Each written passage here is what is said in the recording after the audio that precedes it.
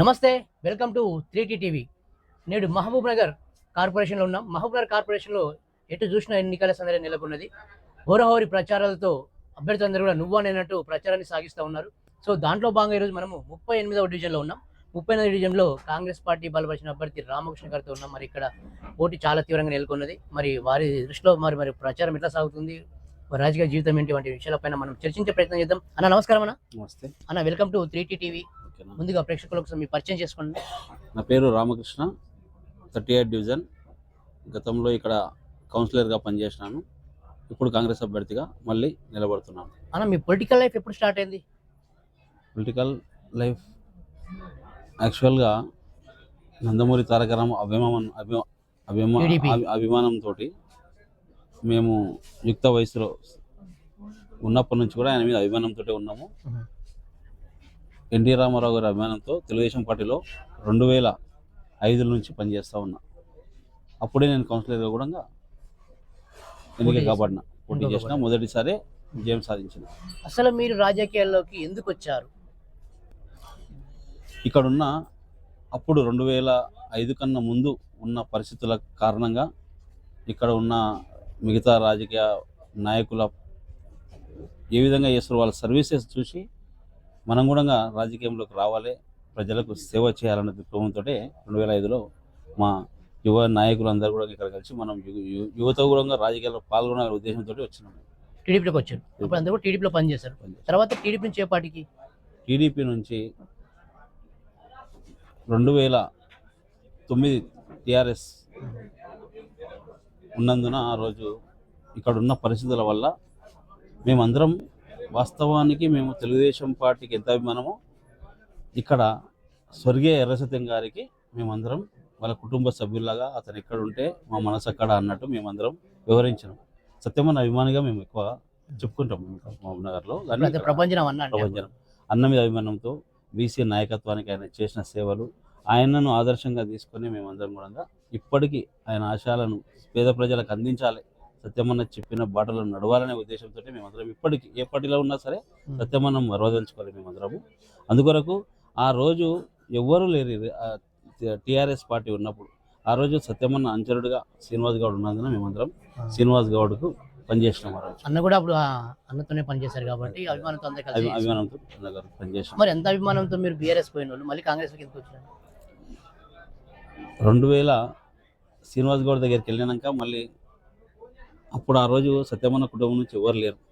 మళ్ళీ 2014లో సత్యమన్న సోదరుడు ఎర్రశేఖర్ గారు రావడం వల్ల నేను ఆ కుటుంబం మీద అభిమానంతో ఎర్రశేఖర్ గారితో పనిచేసినాను. నేను అంటే అభిమానం అంతే కదా, సత్యమన్న ఆ కుటుంబంకి వెళ్ళి ఇప్పుడు ఎవరు వచ్చినా మాకు అంతే అభిమానం ఉంటుంది.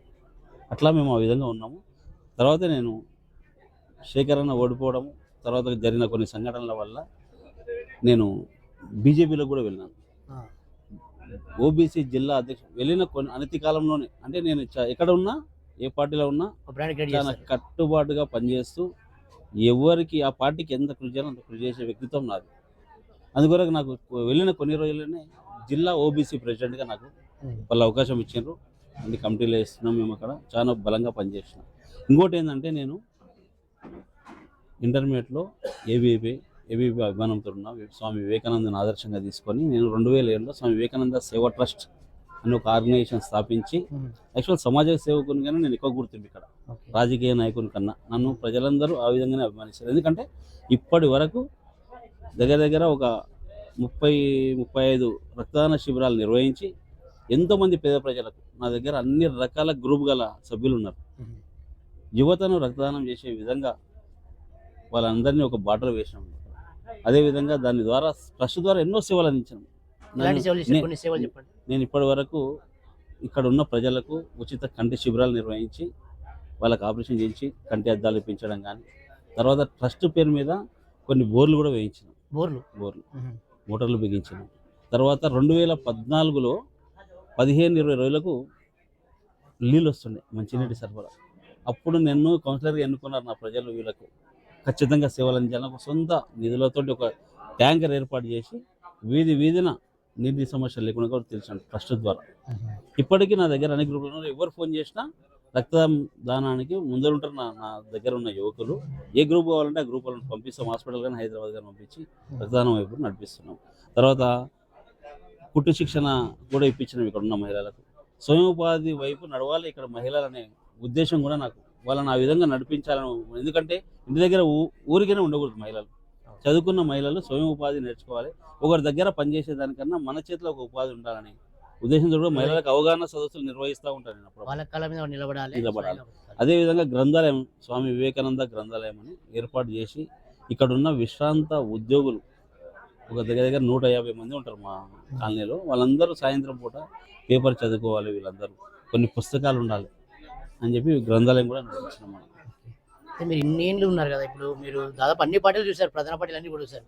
మీరు ఫస్ట్ టీడీపీలో ఉన్నారు, టీడీపీ తర్వాత బీఆర్ఎస్, తర్వాత బీజేపీ, కాంగ్రెస్, 4 పార్టీలు కూడా కవర్ చేసినట్టు తెలుస్తుంది కదా.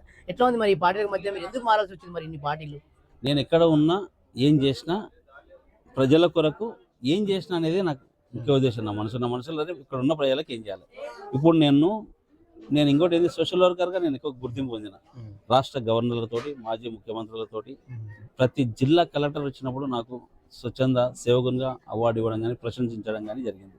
అట్లా ప్రతి రాజకీయ పార్టీ వాళ్ళు రామకృష్ణ యాక్టివ్గా ఉంటాడు, మన పార్టీలకు తీసుకుందామనే వాళ్ళకు ఉద్దేశం ఉంటుంది. మేము కూడా వచ్చి పనిచేసాం ఆ విధంగా. అయితే ఇప్పుడు ఏంటంటే ప్రధానంగా ఇప్పుడు కాంగ్రెస్ రావడానికి కారణం ఏంటంటే స్థానిక ఎమ్మెల్యే గారు కానీ అందులో ఉన్న నాయకులు కానీ రామకృష్ణ ఒక సోషల్ వర్కర్, నీ పేరు బాగుంది, నువ్వు పార్టీలకు రా, నీకేం కావాలనో మీ వార్డు ప్రజలకు ఏం కావాలనో నేను చేస్తా అన్నప్పుడే నాకు కూడా ఎమ్మెల్యే గారు చేసిన సేవలు చూసినాను. ఆయన విద్యానిధి కానీ, నవరత్నాలు కానీ, ఈ స్కీమ్స్ నాకు చాలా నచ్చింది. ఎమ్మెల్యే గారు అన్నగారు ఆహ్వానిస్తారు, నేను కూడా సరే అన్నగారు ఆహ్వానాన్ని మన్నించి ఖచ్చితంగా అన్నవారి దగ్గరికి వెళ్ళి పనిచేయాలని అనుకున్నా. ఇప్పుడు నేను వచ్చిన అనతి కాలంలోనే ఎన్ఎం శ్రీనివాసరెడ్డి గారు నా పైన దయ ఉంచి ఇప్పుడు 38వ డివిజన్లో 5 హైమాస్ట్ లైట్లు ఏర్పాటు చేసిన. దగ్గర ఒక సుమారుగా ₹1 కోటి వరకు అండర్ గ్రౌండ్ డ్రైనేజీలు కానీ, కల్వర్టులు కానీ. ఎందుకంటే వారు నన్ను ఆహ్వానించి నేను కూడా ఊపుకున్నాను. ప్రజలకు మనము ఏ పార్టీలోకి పోయినా ఎంత పని చేసాం అనేది కావాలి. కానీ ఏ పార్టీలో ఉన్నాము, ఆ పార్టీ సిద్ధాంతాల కన్నా ముఖ్యం ప్రజలకు సేవ చేయడమే నాకు ముఖ్య ఉద్దేశం. అందుకొరకు ఏ పార్టీలో అయినా ప్రజలకే సేవ చేస్తాను. ప్రధానంగా మీ డివిజన్లో ఏం సమస్యలు ఉన్నాయి? ఇప్పటికీ అండర్ గ్రౌండ్ డ్రైనేజీ ప్రధాన సమస్య ఇప్పుడున్న డివిజన్లో. ఎందుకంటే ప్రజలు అవగాహనకు రావాలేదు. ఇక్కడ ఇప్పటికీ స్వచ్ఛంద బాత్రూమ్స్ వాళ్ళు అవగాహనకు రాలేదు. అవగాహన సదస్సులు నిర్వహించి ఖచ్చితంగా వాళ్ళందరినీ మరుగుదొడ్లు నిర్మించుకునే విధంగా వాళ్ళని నడిపేయాలని నా ముఖ్య ఉద్దేశం. రాబోయే రోజుల్లో మా ఏరియాలో కాలనీలు ఉన్నాయి, ఇప్పటికీ స్లమ్ ఏరియాలు వాళ్ళందరినీ చైతన్యపరిచి అసలు మురికి కాలువలు అనేవి లేకుండా చేయాలనే ముఖ్య ఉద్దేశం ఉంది. 60 డివిజన్లలో కన్నా 38వ డివిజన్ ఒక ఆదర్శ డివిజన్గా చేయాలనే సంకల్పంతో ఈరోజు నేను ప్రజల్లోకి వచ్చాను. ప్రజలకు వెళ్తున్నారు, క్యాంపెయిన్ చేస్తున్నారు కదా, ఎట్లా ఉంది ప్రజల రెస్పాన్స్ ఎట్లా ఉంది? ఇప్పుడు ప్రజలు వాస్తవానికి నేను గతంలో చేసిన ఏరియా ఎక్కువ ఉంది ఇప్పుడు. అయితే నేను అప్పుడు ఉన్నదానికి గత కౌన్సిలర్లు అందరూ ఎప్పుడు కనిపించలేదు. ఇది కూడా సేవ అనేది ఇంట్రెస్ట్ ఉంటేనే వస్తుంది ప్రజలకు సేవ. ఈరోజు ఎలక్షన్లు వచ్చినాయి, ఓట్లు వేసుకుని గెలుచుకుంటే, వ్యాపారాలు చూసుకుంటే, నా సొంత వ్యాపారాలు చూసుకొని ప్రజలు మర్చిపోవడం అలాంటి ఉద్దేశం నాకు లేదు. ముఖ్యంగా ఇంకోటి ఏంటంటే నేను ప్రజలను అవినీతి వైపు నడిపించదలుచుకోలేదు. నా ముఖ్య ఉద్దేశం అది. ఈరోజు నేను ప్రజలు కూడా అదే చెప్తున్నా, డైరెక్ట్ చెప్తున్నా.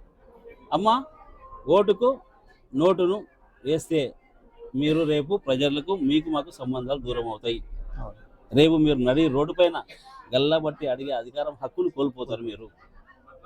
కాబట్టి నేను ఓటుకు నేను డబ్బులు ఇవ్వను, అర్ధరాత్రి ఇవ్వండి వస్తా. గతంలో ఆ విధంగానే పనిచేసినా, పిలిస్తే పలికే వ్యక్తిగానే నేను మహబూబ్నగర్లో ఉన్నా. కాబట్టి మీరు ఓటు వేసి ఆదరించండి. 10 ఏళ్ళలో మీరు ఎప్పుడు పిలిచినా నేను మీకు ఇంటి ముందర ఉంటా, మీ ఇంటి బిడ్డగా ఉంటాను. ఇప్పుడున్న రాజకీయ పరిస్థితులలో అది సాధ్యమంటారా, డబ్బు లేకుండా చేయడం? కానీ నేను ఈరోజు ఇప్పుడున్న క్యాన్వాసింగ్ చూసినా కదా, చైతన్యం అవుతున్నారు మహిళలు. ఎందుకు అవుతున్నారు అంటే కౌన్సిలర్లు అయినాక కనిపించడం లేదు, ఫోన్లు చేసి ఎత్తడం లేదు. నేను ఆ రోజు అవసరం తీరిపోతుంది. కాకపోతే ఇంకా కొంతమందిని మార్చాలి. ఎందుకంటే వాళ్ళు కూడా తిండికి లేని వాళ్ళు, చాలా బీద ప్రజలు ఉన్నారు కొంతమంది. అలాంటి వాళ్ళని ఇంకా మార్చడానికి టైం పడుతుంది. కానీ ఇప్పుడు నాకున్న 38 డివిజన్లో ఎక్కువగా విద్యావంతులే ఉన్నారు. ఆ విద్యావంతులు ఉన్నారు కాబట్టి నేను 100% మంచి మెజారిటీతో విజయం సాధిస్తాను సంకల్పం కనిపిస్తుంది. నాలో కూడా ప్రజలు కూడా నన్ను ఆ విధంగా ఆదరిస్తారు. అదే పిల్లగాడు మంచి పని చేస్తాడు, పిలిస్తే వస్తాడు, నాకు అదే బ్రాండ్ ఉంది. పిలిస్తే పలుకుతాడు, ఏమైనా ఆపత్తు ఉందంటే ఖచ్చితంగా ఇంటి ముందర ఉంటాడు, 24 గంటలు అందుబాటులో ఉంటాడు. అది ఎంత పెద్ద నాయకుడైనా సరే నిలదీసి అడిగి నిధులు తీసుకొచ్చే సత్తా రామకృష్ణ దగ్గర ఉంది అని ఆ నమ్మకంతో నన్ను ఈరోజు ఆదరిస్తున్నారు ప్రజలు. సో మీరు గెలిస్తే ఫస్ట్ 1 ఇయర్లో ఫస్ట్ చేసే ఒక 2 ముఖ్యమైన పనులు ఏంటి? నేను ఏమంటున్నానంటే మనము మన పరిసరాలు బాగుంటేనే మనం బాగుంటాం. ఫస్ట్ పరిసరాలను శుభ్రం చేయాలని ఒక ఉద్దేశము. పిల్లలను విద్యావంతులు ఇప్పుడు ఎందుకంటే ఎన్ఎం శ్రీనివాసరెడ్డి గారు మాకు ఏం చెప్తున్నారు సార్, ప్రతి ఒక్కరికి విద్య వైపు నడిపించండి. విద్య ఉంటే వాళ్ళ బ్రతుకుదేరు వాళ్ళే చూసుకోగలుగుతారు, ఉపాధి జరుగుతుంది. ఆయన మాకు నేర్పించిన బాటలను మేము ఏమనుకుంటున్నాం అంటే పిల్లలను విద్య వైపు నడిపిద్దామని. దాని కొరకు ఏదైనా సరే ఎంత కష్టమైనా సరే నాకున్న వాలంటీర్లు చాలా మంది ఉన్నారు పిల్లలు, వాళ్ళందరినీ నాకున్న యువకులే నాకు ఎక్కువ శక్తి, వాళ్ళు ఏది చెప్పినా అది చేస్తారు. కాబట్టి విద్య వైపు నడిపిద్దామని నాకు ముఖ్య ఉద్దేశం ఉంది. సో మంచి ఆలోచన. అయితే మరి యువతకు ఏం చేస్తారు మీరు గెలిస్తే నేను రాబోయే రోజుల్లో వాళ్ళు చదువుకున్న చదువుకి అనుగుణంగా ఇప్పుడు ఒక ఎన్ఎం శ్రీనివాసరెడ్డి గారు ఇప్పుడు కొన్ని రాబోయే రోజుల్లో కొన్ని కంపెనీస్ కూడా కానీ అది హాస్పిటల్ అవుతుంది. ఏవైనా స్కీమ్స్ కానీ లేకపోతే యువతను స్కిల్స్ డెవలప్మెంట్ వైపు నడిపించాలనేది ఎమ్మెల్యే గారు అదే స్కీమ్స్ తీసుకొస్తున్నారు. ఆ విధంగా నడిపించాలి, వాళ్ళందరినీ స్వయం ఉపాధి వైపు ఎవరి పని వాళ్ళు చేసుకొని డెవలప్ కావాలనే ఉద్దేశంతో అవి నడిపేయాలనుకుంటున్నాను. ఓకే, మరి మీరు రాజకీయాల్లోకి రావడానికి ఇన్స్పిరేషన్ ఎవరు మీకు? నేను స్వామి వివేకానంద భక్తుడిని మొదటి నుంచి. నందమూరి తారక రామారావు అభిమానిని. సత్యం అన్న మా బ్రాండ్, ఎర్ర సత్యం గారు. ఆయన ప్రజల్లోకి వెళ్తే ఎవరైనా ఇంటికి వచ్చి బాధిస్తే ఆయన గుండె ఇట్లా స్పందిస్తుంది, అరే ఏమైనా చేయాలి వీళ్ళకి. వాళ్ళని అందరినీ చూసినాకనే నేను ఈ సేవా మార్గం కానీ రాజకీయ మార్గం అన్ని అందించుకున్నాను. మరి మన డివిజన్ ప్రజల్ని ఉద్దేశించి ఏం సందేశం ఇస్తారు? ఒక్కటే, వాళ్ళందరికీ నేను ఇచ్చేది ఒక్కటే, మీరు పనిచేసే వ్యక్తికి వేయండి. 24 గంటలు అందుబాటులో ఎవరు ఉంటారు, పిలిస్తే పలికే వ్యక్తి ఎవరు, ఉన్న అభ్యర్థుల్లో మంచి అభ్యర్థి ఎవరు, అతను ఇంతకుముందు గతంలో ఏం పని చేసిండు, అతను అందించిన సేవలు ఏంటివి, అతనికి వచ్చిన ప్రశంసలు ఏంటివి చూసి మీరు అందరూ కలిసి ఒక మంచి అభ్యర్థిని ఎన్నుకోండి. నన్నే నేను చెప్పడం లేదు, తెలుసుకోండి ఒక అభ్యర్థి గురించి తెలుసు. ఎందుకంటే ఓటు అనే ఆయుధం 5 సంవత్సరాలకు భరోసా. 5 సంవత్సరాలు మీ ఇంటికి మన వీధికి సేవలు అందించే వ్యక్తికి ఓటేయండి అని సందేశం ఇవ్వదలుచుకున్నాను ప్రజలకు. అందరికీ నమస్కారం. 38వ డివిజన్ ప్రజలందరికీ నమస్కారాలు తెలియజేస్తూ, మీ అందరూ వచ్చే మున్సిపల్ ఎన్నికల్లో, కార్పొరేషన్ ఎన్నికల్లో మీ అమూల్యమైన ఓటును నాకు వేసి గెలిపించగలరని అభ్యర్థిస్తున్నాను. ఎందుకంటే మీరు వేసే ఓటు 5 సంవత్సరాలకు సేవ అందించడానికి భవిష్యత్తు. మీరు ఆ భవిష్యత్తుని ఎవరో వ్యక్తికి వేసి, అంటే అందుబాటులో లేని వ్యక్తికి, పిలిస్తే పలకలేని వ్యక్తికి వేసి ఓటు వృధా చేసుకోవద్దని. నేను ఖచ్చితంగా మీ అందరికీ అందుబాటులో ఉంటా, 24 గంటలు సేవలు అందిస్తా, ఎప్పుడు పిలిచినా మీ ఇంటి ముందు ఉంటా, మీకు ఏ సమస్య వచ్చినా పరిష్కరించడానికి ప్రయత్నిస్తా అని ఈ సందర్భంగా 38వ డివిజన్ ప్రజలకు తెలియజేస్తున్నాను. చూస్తారు కదా, మరి నిజంగా ఈరోజు ఇంటర్వ్యూ చాలా అద్భుతమైన ఇంటర్వ్యూ వచ్చింది. ఎందుకంటే అతను ఎప్పటి నుంచో ఒక సేవకుడిగా, సామాజికవేత్తగా ఈ యొక్క డివిజన్ అభివృద్ధి కోసం పాటుపడిన వ్యక్తిగా ప్రజలు నాకు ఖచ్చితంగా నా మీద నమ్మకంతో ఓటు వేస్తారనే ధీమాను వ్యక్తం చేస్తున్నారు. మరి చూద్దాం ప్రజల తీర్పు ఎలా ఉండబోతుంది, ఎవరికి ఓటేస్తున్నారు, ఎవరు గెలుస్తున్నారు, ఎవరు నిలుస్తున్నారు.